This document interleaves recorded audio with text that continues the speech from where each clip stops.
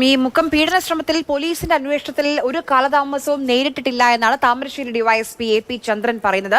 സ്വാഭാവികമായ നടപടിക്രമങ്ങൾ പൂർത്തിയാക്കുന്ന സമയം മാത്രമേ എടുത്തിട്ടുള്ളൂ എന്നും അദ്ദേഹം പറയുന്നു. 3 പ്രതികൾക്കെതിരെയും ഡിജിറ്റൽ തെളിവുകളുണ്ട്. കൂടുതൽ ശക്തമായ വകുപ്പുകൾ ചേർക്കുമെന്നും താമരശ്ശേരി ഡിവൈഎസ്പി പ്രതികരിച്ചു. ആ പരാതിക്കാരുടെ മൊഴി അതിനനുസരിച്ചാണ് ബാൽക്കണിയിൽ നിന്ന് വീണെന്നല്ല, ചാടിയതാണ്.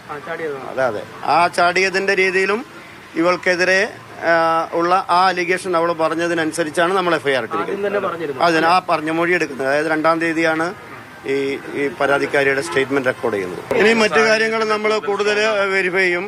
ഞങ്ങൾ CCTV ഒക്കെ അനലൈസ് ചെയ്തതിൽ ഇയാൾ അവിടെ പോയതായിട്ട് മനസ്സിലാവുന്നു.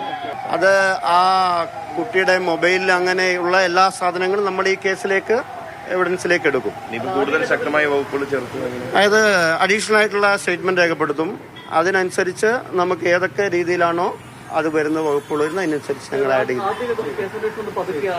അല്ല, നമുക്കൊരു സംഭവം ഉണ്ടാകുമ്പോൾ പെട്ടെന്ന് നമ്മൾ അറസ്റ്റല്ല, അതിന്റെ സാഹചര്യം മനസ്സിലാക്കിയിട്ട് നോക്കേണ്ടതാണ്. അപ്പൊ അത് നമ്മൾ പ്രോപ്പറായിട്ട് പിന്നീട് വെരിഫൈ ചെയ്തു. അതിനുള്ള എഫേർട്ട് നല്ല രീതിയിൽ പോലീസ് ഈ അറസ്റ്റ് ചെയ്യാനുള്ള എഫേർട്ടുകൾ എടുത്തിട്ടുണ്ട്.